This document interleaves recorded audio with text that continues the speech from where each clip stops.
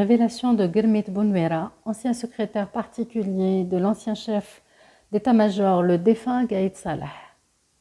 Bounuera est actuellement détenu dans la prison militaire de Blida en Algérie et condamné à mort. Ses traductions en français des textes écrits en arabe des mains de Bounuera lui-même sont ses propres témoignages avec ses mots et sa lecture de la situation selon son analyse personnelle.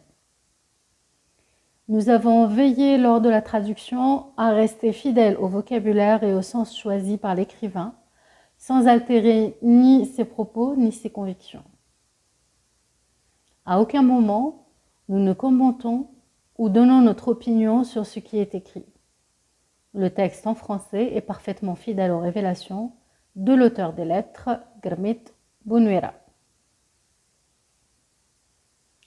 Prochain sujet, le complot contre Tebboune et l'Amamra qui le succède. Chargé de mission. Le général Tawfiq, qui ne respecte pas le processus électoral et n'a pas d'estime pour le peuple, il se prend pour le parrain du pays et se donne le droit absolu de désigner le président qui lui convient. L'exécuteur.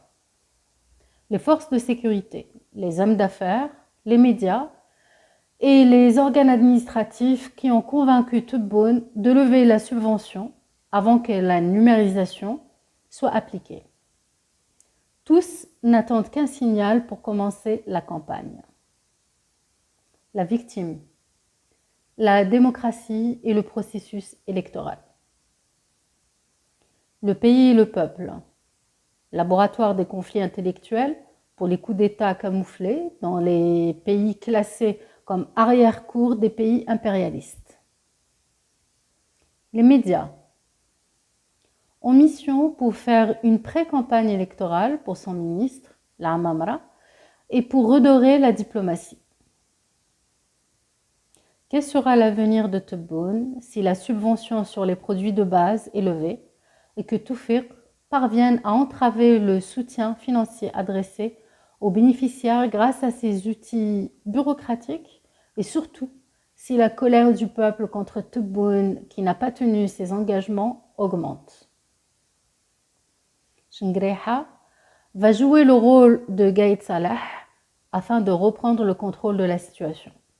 Comme Tawfiq n'a pas de pouvoir sur les militaires, il va recourir aux anciennes méthodes, en plaçant des bombes et des explosifs au milieu de la foule pour faire croire que l'armée est impliquée dans ces opérations. Une campagne médiatique sera menée alors contre l'armée et Chengreha, disant qu'il n'a pas respecté ses fonctions militaires et qu'il essaye de s'impliquer dans la politique du pays. D'un autre côté, Tawfiq va précipiter le pas pour désigner l'Amamra en créant un haut conseil d'État pour écarter Tebboune sous la pression populaire et le mettre directement en prison. Il serait obligé de payer Tawfiq pour qu'il le libère. Sinon, il fera objet d'une grande rumeur disant qu'il comptait détourner 10 milliards de dollars du total de 17 milliards qui étaient destinés à la subvention qu'il avait levée auparavant au profit des Turcs. La première décision de l'Amamra sera de libérer le général de division Baïl Saïd de prison qui purge une peine de 15 ans et d'affecter au poste de vice-ministre de la Défense pour se venger de Chengreha, puis d'éliminer le groupe originaire de l'Est. Les sculpteurs des conflits intellectuels et leur position par rapport aux événements. Ceux qui créent ces conflits ne mettent pas tous leurs œufs dans le même panier. Premier scénario, si Tebboune reste au pouvoir jusqu'en 2023 et que le processus de transformation de l'armée et des institutions civiles, à majorité pour la région de l'Est, est achevé, on aura recours aux campagnes médiatiques pour défendre les habitants de l'ouest du pays, du centre, de la Kabylie et du sud de la domination de Chengreha et promouvoir l'élection d'un président de l'ouest en 2024 pour se venger de la junte militaire de l'Est et créer un équilibre dans les autres régions. Mais le vrai but, c'est de diviser la société et alimenter le conflit du régionalisme. Il existe aussi d'autres affaires très dangereuses qu'on s'abstient de citer vu leur impact négatif sur la société. Deuxième scénario. Si Toufiq parvient à désigner l'Amamra comme président, Rabrab et ses amis d'origine kabyle recevront 80% de l'argent du trésor de l'État. Cette situation poussera à créer un conflit intellectuel et les médias ne s'abstiendront pas à défendre les habitants du Sud en leur disant qu'ils sont la source de la richesse du pays et malgré cela, ils vivent dans une extrême pauvreté alors que seule une minorité profite des revenus du pétrole qui s'estiment à des milliers de milliards de dollars. L'objectif de ce conflit intellectuel est purement politique. Le but, c'est de diviser la société et séparer le Nord du Sud.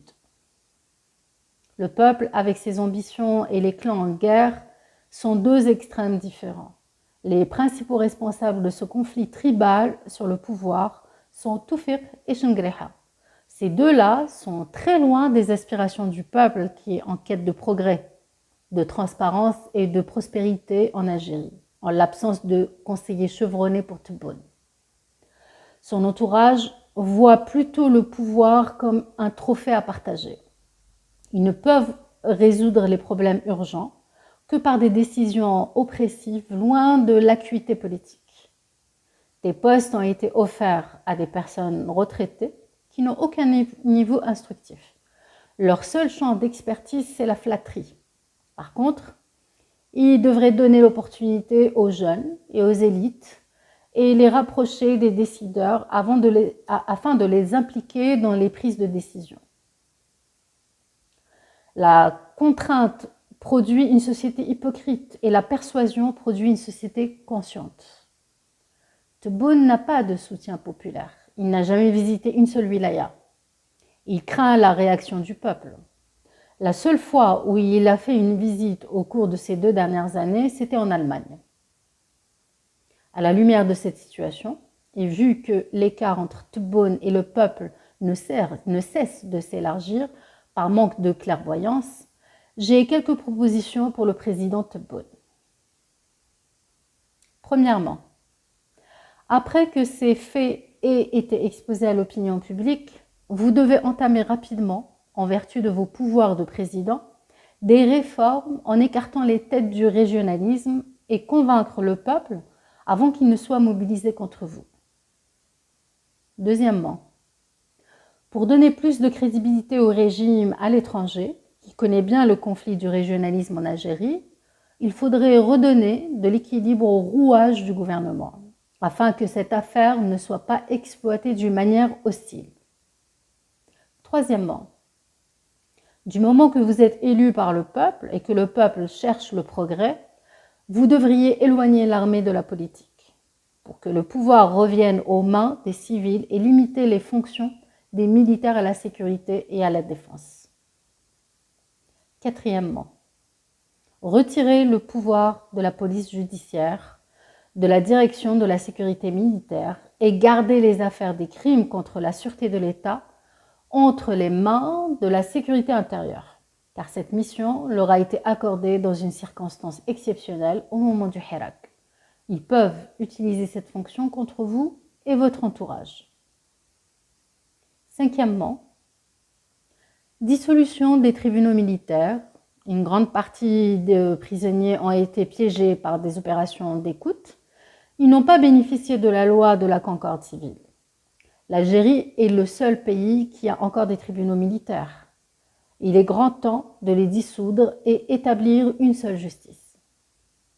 Sixièmement, rééquilibrer la représentation des régions dans les établissements militaires et respecter la transparence en mentionnant l'endroit et de l'affectation et augmenter le nombre des contrôleurs et des personnes désignées pour les hautes fonctions et incorporer une commission parlementaire pour le contrôle du budget de la défense.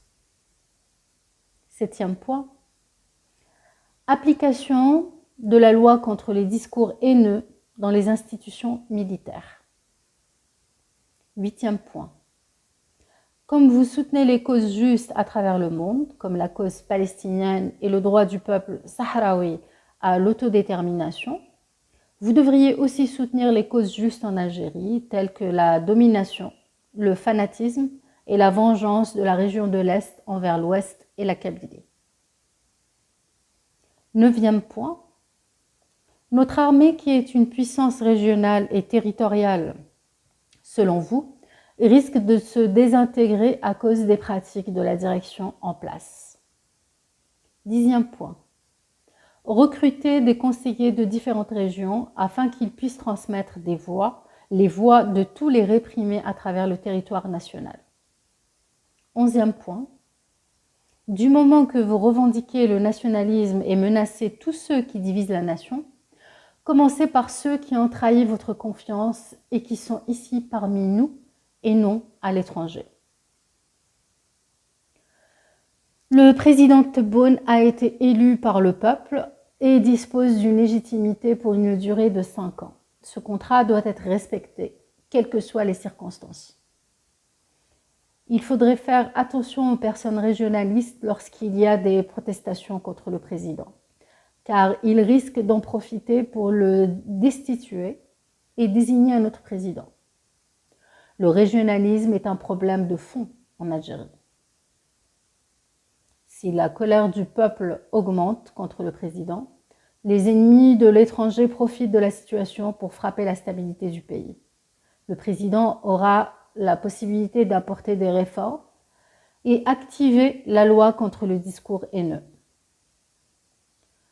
La protestation devrait porter sur le phénomène du régionalisme, la dissolution des tribunaux militaires et des services de renseignement, ainsi que le changement de tutelle de l'appareil d'écoute téléphonique vers le ministère de la Justice. Il faudrait aussi traiter le retour des retraités emprisonnés qui sont à leur poste. Soutenir le président pour qu'il puisse redonner de l'équilibre à l'institution militaire qui défend le citoyen et non pas la région d'où il vient, tout en donnant la chance aux jeunes et exiger la démission de Chengreha. Puisque c'est le président qui a nommé Chengreha, il faudrait le nommer directement dans les slogans, sans toucher à l'institution militaire qui défend le pays.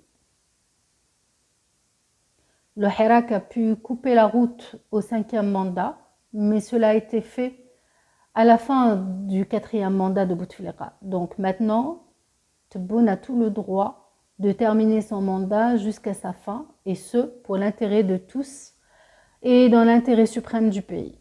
Si la jeunesse veut reprendre le flambeau et assumer sa responsabilité, elle doit se préparer aux élections de 2024. Le poste du président est une ligne rouge, quelles que soient les lacunes. Pour donner une image au monde que nous sommes civilisés, et n'oublions pas qu'en 2019, quand le peuple s'est soulevé contre le régime, il y avait Gaïd Salah et son entourage qui se sont engagés à ne pas tirer sur les foules de manifestants. Aujourd'hui, il y a des régionalistes qui sont prêts à affronter le peuple par tous les moyens et détruire le pays. Préserver le poste de président est une chose sacrée dans des circonstances pareilles, pour contrecarrer les plans des ennemis de l'Algérie à l'intérieur et à l'extérieur. Toute protestation contre le président sera considérée comme manœuvre dirigée par Toufiq ou Chengreha, et par conséquent, il aura recours à la force pour l'arrêter et consacrer les efforts pour affronter le danger du régionalisme. Avancée civilisationnelle. Pendant la période du Hirak, le lieutenant-général Gaïd Salah a développé une vision scientifique globale pour adopter dans un cycle civilisationnel, à travers un plan élaboré par des universitaires et des experts de divers domaines, pour une avancée civilisationnelle. Dans ce contexte, la situation réelle et la crise civilisationnelle du pays sont diagnostiquées.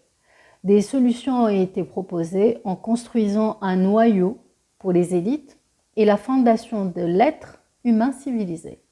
Tout cela commence par fixer les objectifs établis et les traduire en une réalité tangible sous la direction politique de Gaïd Salah, dans le but de changer la réalité du pays en changeant la façon de penser afin d'éviter les expériences ratées et d'adopter la science comme un outil et l'implication de l'élite dans la prise de décision. Car la période est favorable et c'est avec le savoir qu'on peut façonner les nations. Le lieutenant-général Gaïd Salah et moi avons étudié un projet de renaissance de la nation. Et il m'a demandé de commencer à préparer et à compléter avec des experts et des universitaires civils de diverses disciplines un projet d'une avancée civilisationnelle de la nation par des méthodes scientifiques pour faire sortir la nation de son déclin en rendant à leur juste valeur la science et le travail. Pour faire cela, il faut diagnostiquer la situation difficile de la nation, rechercher des solutions aux problèmes, fixer les objectifs à moyen et proche terme, se concentrer sur l'autosuffisance en nourriture, en médicaments, en eau, en énergie et en santé. Aborder le problème des valeurs dans la société à travers l'éducation pour la nouvelle génération et opter pour l'anglais comme deuxième langue après l'arabe, car c'est la langue de la science aujourd'hui. J'ai pris contact avec 6 experts et scientifiques civils qui étaient passionnés par l'idée et ont pris l'initiative de travailler sans relâche sur ce projet, en tenant compte de l'héritage et des expériences humaines réussies dans d'autres pays, comme en Malaisie, en Turquie et en Russie, tout en préservant la particularité de notre pays et tout cela en présence d'un leadership politique solide de la part de Gaïd Salah qui était favorable à ce projet civilisationnel pour un progrès civilisationnel sérieux, franc, autocritique et en posant des vraies questions. Le potentiel civilisationnel. Pouvons-nous ou non réaliser une renaissance scientifique à travers la réforme des institutions parce que nous vivons en tant que nation consommatrice. Nous vivons dans une grande salle d'attente pour consommer les produits et dépendons même sur les connaissances et le savoir intellectuel des autres pays. Par conséquent, nous sommes influencés intellectuellement et médiatiquement par les autres nations au lieu d'être des influenceurs et nous nous précipitons vers la consommation des idées des autres. Nous vivons également dans une dépendance économique avec des ambitions limitées, une médiocrité dans la gestion des affaires publiques et un manque de confiance. Nous vivons aussi dans une société qui a perdu ses valeurs et on dit plus qu'on fait, des rêves loin de la réalité et un environnement décourageant. Quelles en sont les raisons? Pensons-nous pour parler ou pensons-nous pour agir? Vivons-nous dans l'ordre ou le chaos dans notre réalité? Suivons-nous le rythme des événements? Vivons-nous dans un vide intellectuel? Et peut-être même tardons-nous à comprendre les événements qui nous entourent? Pourquoi les élites sont-elles tenues à l'écart de la prise de décision? Que s'est-il passé exactement? Et quelles sont les raisons de la décadence des nations et de leur dépendance? Quels sont les piliers de la naissance d'une nation et de sa civilisation et comment entrer dans le cycle de cette civilisation? Quel est le problème de ce vide civilisationnel dans lequel nous vivons? Et quelles sont les causes de ce choc civilisationnel que nous vivons en termes de disparité scientifique et cognitive entre nous et les nations avancées et leurs répercussions? Et quel est notre destin? Notre problème est civilisationnel, pas politique. Et comment transformer cette méthode en réalité tangible? Les expériences ratées qui nous ont amenés là où nous en sommes et rompre avec elles en évoquant la période de prospérité et de renaissance à partir des positions basées sur la pensée et non sur les émotions. Et de nombreuses questions ont été posées sur ce sujet. Quel est le problème du vide civilisationnel dans lequel nous vivons et quelles sont les causes du choc de civilisation que nous vivons en termes de disparité scientifique et cognitive entre nous et les nations avancées et leurs répercussions? Et quel est notre destin? Notre problème est civilisationnel, pas politique. Et comment transformer cette connexion en une réalité tangible? Il faut rompre avec ces expériences ratées qui nous ont amenés là où nous en sommes, en évoquant la période de prospérité, de renaissance, à partir des positions basées sur la pensée et non sur les émotions. Et dans le même contexte, il y a beaucoup de questionnements. La réponse est la suivante. La science est la clé de tous les problèmes de civilisation, des nations, et une volonté politique qui doit accompagner ce processus. Il y a bien des exemples concrets de nations qui ont réussi, comme la Malaisie, la Turquie et la Russie. Je peux citer l'exemple de l'expérience russe en bref. Lorsque Poutine est arrivé au pouvoir, la première chose qu'il a faite a été de se rendre à l'Institut des sciences de Moscou, là où il a rencontré les responsables, et a posé une seule question. Quelle est la position de la Russie en termes de science par rapport aux autres pays? Ils ont répondu qu'ils avaient 15 ans de retard sur l'Amérique. Il leur a demandé les causes de ce retard. Et ils lui ont dit que ce sont les exigences sociales des scientifiques. Parce que l'Institut des sciences reçoit son budget annuel du gouvernement. Et le budget augmente et diminue selon la volonté du gouvernement. Il exige des résultats scientifiques de l'Institut. Sinon, ils seront déduits de son budget. Par exemple, Edison a fait 100 expériences jusqu'à ce que la lampe soit allumée. Et si le soutien financier lui avait été coupé avant de finir ses expériences, la recherche s'arrêterait parce qu'il n'a pas obtenu les résultats. Cette méthode dans la recherche scientifique est erronée. Alors Poutine a décidé d'octroyer un pourcentage de la production brute du pays à l'Institut des sciences, qui augmente et diminue en fonction de la production brute du pays.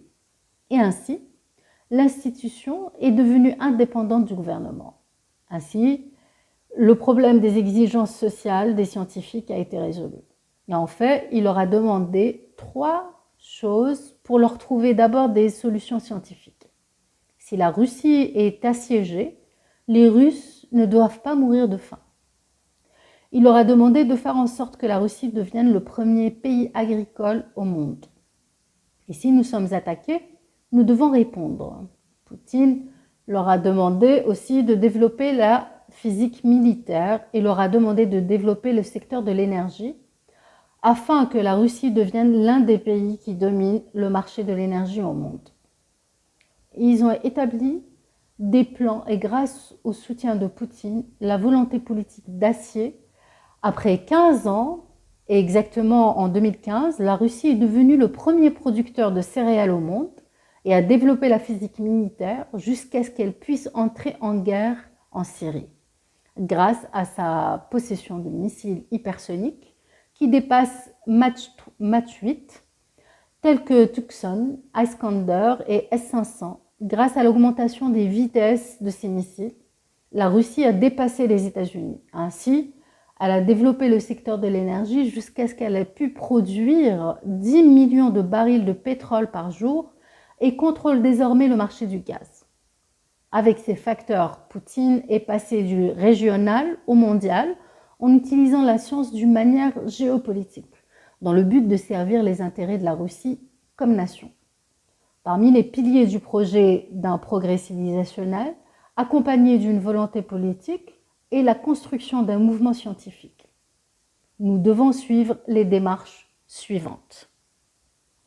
Fondation d'un mouvement scientifique. Commencer d'où ils se sont arrêtés. Donner aux scientifiques toutes les opportunités et les motiver. Mener des défis pour atteindre les objectifs souhaités avec efficacité et sincérité. Résoudre les problèmes. Promouvoir une culture de la réussite car l'Algérie mérite mieux. Mais hélas, elle est en proie à des responsables défaillants. Bannissez les lèche-bottes. Avoir une pensée systémique. D'où nous commençons? diagnostiquer les défauts avec précision pour sortir des problèmes, avoir une analyse scientifique structurée, faire des changements adéquats pour combler les lacunes et faire de l'autocritique de manière à corriger les défauts afin d'effectuer la réforme. Attirer la masse scientifique dispersée et constituer le noyau d'élite afin de s'occuper des préoccupations de cette nation et résoudre ses problèmes. Former un individu capable de changer la réalité et de changer les obstacles culturels avec positivité, influence et efficacité pour surmonter les difficultés. Planifier comment atteindre les objectifs intégrés pour la nation en fonction des priorités en générant une compétitivité scientifique. Renforcer la diffusion de la sensibilisation aux défis auxquels est confrontée la jeune génération pour les relever et préparer le bagage scientifique pour les surmonter. L'investissement optimal de la réalité, du temps, de la jeunesse, des valeurs sociétales, de la grande vigueur et des normes cosmiques pour l'essor des nations qui ne favorisent personne et la possession d'outils de recherche scientifique. L'investissement dans la production d'une manière médiatique, convaincante et professionnelle pour attirer la jeunesse. Revoir la vision concernant l'éducation de l'enfant. C'est lui l'homme de l'avenir. Il faut donc bien l'encadrer, le former pour qu'il soit un homme responsable. Cela passe par donner de l'importance à la famille en la protégeant des dangers du divorce et des autres problèmes comme le cas de la Malaisie. Les statistiques à travers la numérisation qui est la soupape de sécurité de tout développement et l'élaboration de plans scientifiques. Ce sont donc quelques éléments que Gaïd Salah s'est engagé à réaliser en les considérant comme une priorité pour la nation et un projet de société.